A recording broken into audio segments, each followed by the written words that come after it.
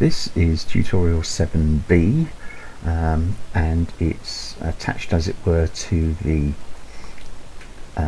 tutorial 7, which is introducing you to textures. And this is my model of a Letterkenny and Burtonport extension railway 3-foot gauge 484 locomotive.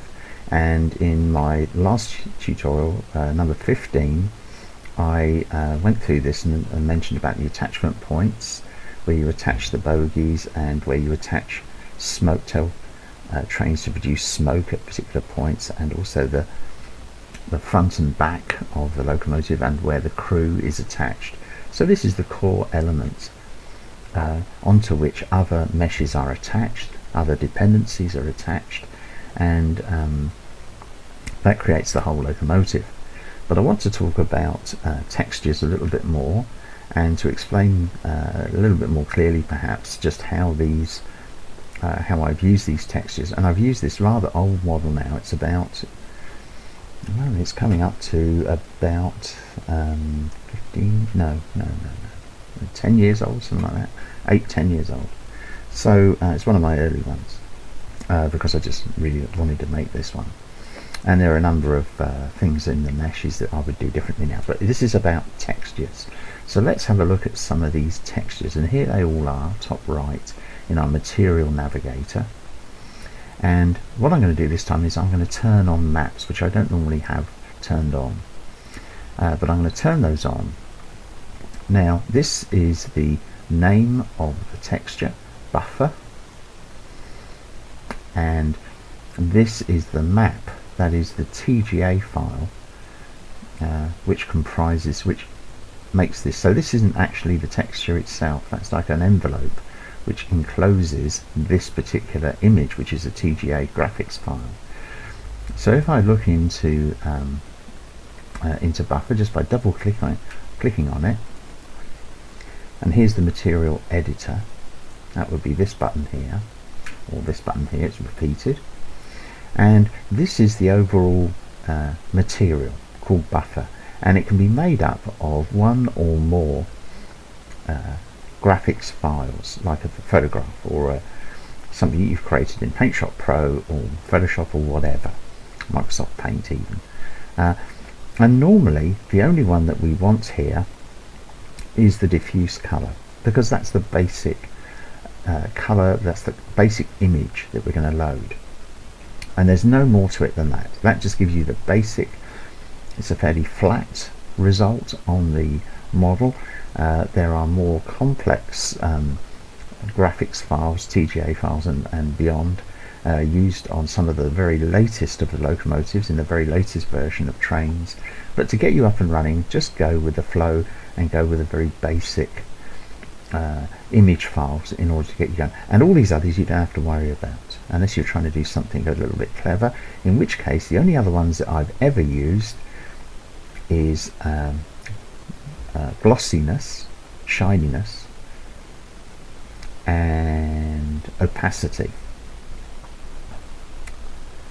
And was it glossiness or was it reflection? I think it might be reflection actually, not glossiness. That doesn't sound right. It's reflection and opacity. Okay, and this here is the percentage of the image that is going to be painted onto your mesh.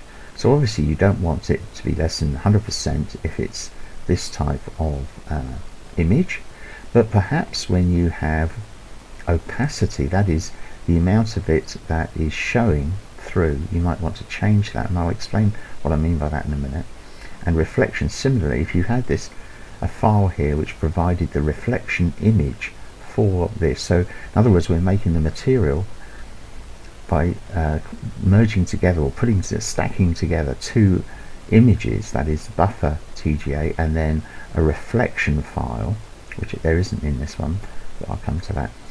Then the percentage you want for the reflection would be considerably less than 30%, otherwise it would look like a mirror, which would be not a very realistic look for our poor old class 5 locomotive. So let's go round to the buffer and have a look at it, and we'll select the buffer, and then we'll have a look, we'll edit. And so the buffer is actually, it's using buffer number 5 TGA, which is what this is here. Or is it? No, I think it is. Buffer number 5 TGA. And I can immediately see there's a problem with this. This is something I should have corrected, because what is happening is that this top edge here, if I zoom right in, that's over the red of the buffer. It seems a blank space, but what is actually happening is Trainz always imagines that this texture is then just repeated here and here and here and here. So in other words, in that blank space, it's actually creeping up here. And if we look, sure enough, that's what's happened. Oops. There we are. You can see that there's a bit there. It's showing a bit of the bottom of the texture. Now, the other thing about this is that the texture, if I just select the face, the front face, and I hide everything else, the texture itself is rectangular here, this bit of the red buffer, but of course, as long as I'm pasting it onto a buffer with the correct shape, then these bits are not going to appear. It's just going to be there. So you don't have to have a texture which is that shape. In fact, it's better not to, if you possibly can, to have a bit of bleed off. So you can chop that down. So for example, if I was to move this face down, there we are. It's just looking at that bit of, there's a bit of the lining out there and the lining out there. So we'll not do that. But what I can do is I can adjust this, take that down a little bit, click away, and I've lost that repeat. But again, the positioning here isn't right. Don't like that. I'm not going to save this. This is a model that needs to be remade anyway. That gives you an idea of how tight you need to be, but also it means that you don't have to make your texture exactly the same shape as your mesh. You can just select bits of the texture that you're going to deploy on your mesh. For example, let's have a look at the tank. Now it's quite a shape, and here it is over here, and let's have a look. Edit. Now one of the things that you will see is that the map number, that is underneath the material, these are map numbers here. Okay, they're the indented ones. The map number appears there. Don't worry about pick texture, and I'll come back to that in a moment.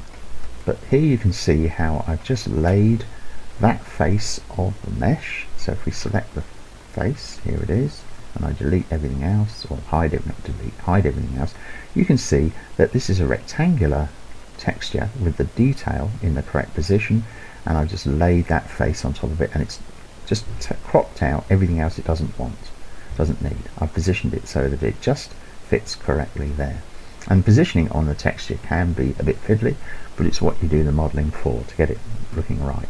And again, I would do this probably a bit differently now.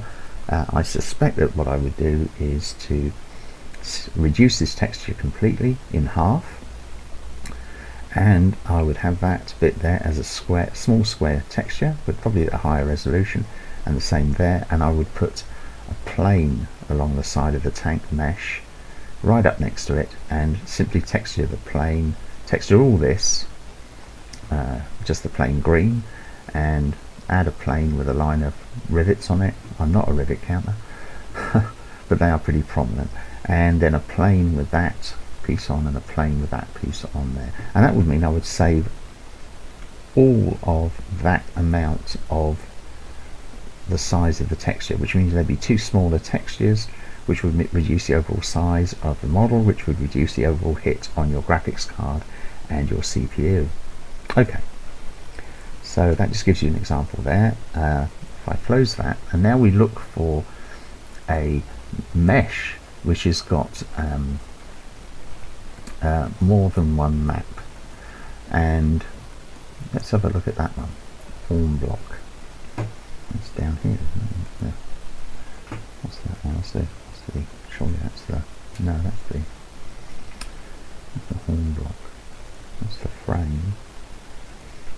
we even used. I don't think we even used the horn block. I think I eliminated it because it was too complex. So although it's listed here, it's actually not used. Let's have a look at the Smokebox one. So the Smokebox over here. Surely that'll help us out. Let's have a look. Nope, that's not going to help us out. Smokebox door. I don't know why it's called that. It's not actually. Well, let's have a look at that. Wherever it's used on the model, I can't remember where it's used. And we've got an ordinary TGA file here, and down here it is reflection, not glossiness. Down here I've added this one, this bitmap file, and I've just allowed it 5%, just a little bit of reflection there, in order to give it a bit of a bit of reflection, stating the obvious. So what these are two separate graphics files which I've loaded. When I've created this texture called Smokebox, I've then gone in and edited its maps. That's what comes up when you're editing a new one. And I've added in the maps list, I've added this one, the Smokebox TGA, which is my it'll be a grey of some sort. Maybe it's, I'm just trying to think where it could possibly be displayed. It's just annoying me. Wouldn't be on the chimney, would it? It's a single texture. You see, that's a matte texture there, single image, map 14. If we look up here, see if we can find map 14. There's map 14, blast pipe. This really isn't a one, I wouldn't call it that now. So this isn't the best model to demonstrate this. Somewhere, I'm not going to spend too long, maybe on the Smokebox door. Nope. So, just to go back here. So, wherever it's used on a model, I can't find where it's used, if it's used at all. And unused textures don't get exported, so you don't need to worry about that. So there's the Smokebox TGA file, which is an ordinary graphics image, and this is also an ordinary graphics image, but it has to be in the bitmap BMP format. And this one has got this is the image which I've shown you before. Let me have a look here. Let's go into documents and into Trainz projects and into models and into Lockswilly. You can see I've got lots of different category here. LMBR number 6, there it is, envelope metal BMP. This will open up in PaintShop Pro. Here we go, and that's it. And also, if I look in where are we?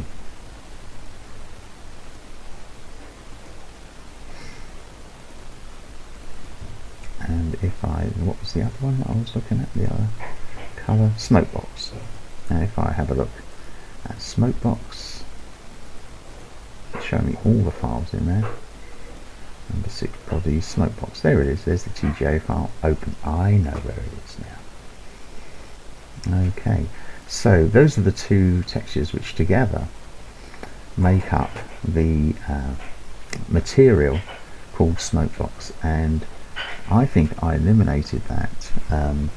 I think I actually, yes, I removed it because I didn't think it was doing much here, but it was a texture I was using to try and create the effect across the top of the Smokebox, and it wasn't very successful, so I simplified it and turned it into a basic one. But there's the two textures, and all Trainz to create the texture of Smokebox. I mean, let's apply it to here, to the Smokebox. So if I click on there and click on Smokebox, there it is, and it's all over the place.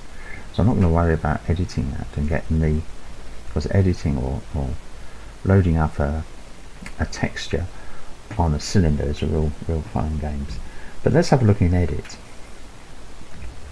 and we can see we're looking at one of two bitmaps that make up the Smokebox texture. But in fact we've got three here.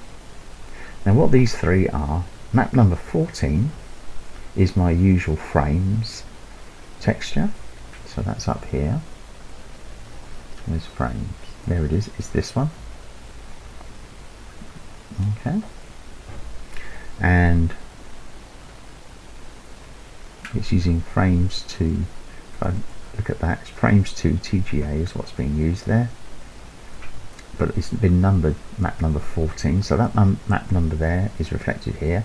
But because I've added, or I've put another texture on top, this Smokebox texture on top, it's added those two as well. So if I look at that, that's that one I was looking at there in PaintShop Pro.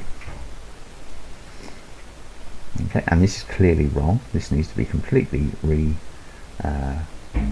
re-edited onto the doings there, and there's the reflection, and that clearly needs to go full to the full size of that to get the benefit of the reflection. So you can see there that the a material that has a reflection in it is made up of two. There's 12. Ignore 14. It's made up of two graphics files stacked up together, and this one affects what this one looks like, because you've got 100% for that one, but you've only got 5% for that one. So it's, you're adding just a touch of this, which creates the effect of a reflection. Once it's loaded into Trainz, it won't show it in Gmax, but it will do in Trainz. So that's the way in which a reflection file is a reflection texture for the Smokebox. That's the way the Smokebox texture is created. And an alternative to look at, that's the reflection. Another one which uses more than one texture at any one time is the this one here, spring. Let's load that up, and here we've got a TGA for a spring. Let's have a look at that. That will be in the same. So spring TGA. Let's jump down here. Smokebox whistle. Oh, it's not there. I know why it's not there. We'll have a look. So if we look at that, that's actually come from another folder. It's come from LSR locos and 1 to 3. So if we come here, there it is in that folder, and it will be spring we're looking for. There's spring bitmap and spring. There's the TGA file. Now if I just use that, then we have, there's the spring there. I can go in a bit more. If I was to just use that on its own, then here I would have the image of the spring plus black all around it. So I want to eliminate that, but I've not done it absolutely accurately. There's all sorts of things wrong with this. Oh no, I see what's happened. This is, oops, this is actually a box, and I've simply laid the material on each side of the box. Don't worry about all that. That's Gmax trying to render close in. So that's one of the, that's map 17 is this texture here. And then if I go back to the main material and I come down here, map 18 is a spring BMP. So let's open that as well. Let's have a look at that. Back to our correct directory, spring BMP. There it is. And let's enlarge that. Okay, so it's 8 times enlarged, 8 times enlarged. And what this is doing, this is the opacity. Basically, you can create a file like this, which has just got to be 2 colors. And no, you can get away with 256 colors grayscale. But what it's doing is it's blocking out everything that's in black. It's like it's overlaying onto that. Let me show you by making it a layer. So we copy that, and what we do is we paste it. So you wouldn't do this in Trainz. You let Gmax do this. You wouldn't do that in your graphics. So there, I've just taken a copy of that, overlaid it there, and that's 100%. So that's 100% rendered. And if I reduce it down, then it reduces the amount of impact it has. If I take it right the way down, then what it's doing is it's revealing the actual spring underneath. You can see that. Okay. Now Trainz doesn't do it like that. What Trainz does is it says, right, okay, this is your spring texture, but this is your opacity texture. So everything that's white I will show, and everything that's black is now masked off, away from being shown. So no, I don't want to save that because it's got an extra layer that we don't use. So that's why here only part of that texture is shown. Okay, not anything else, only part of the texture. So the opacity is 100%, because if I was to reduce that, then you would start seeing some of the black appearing there as well. The square of the rectangle, square, for goodness sake, the square of the texture would begin to show the black surround. So I'm just letting it see part of the texture, and that's the way the opacity works.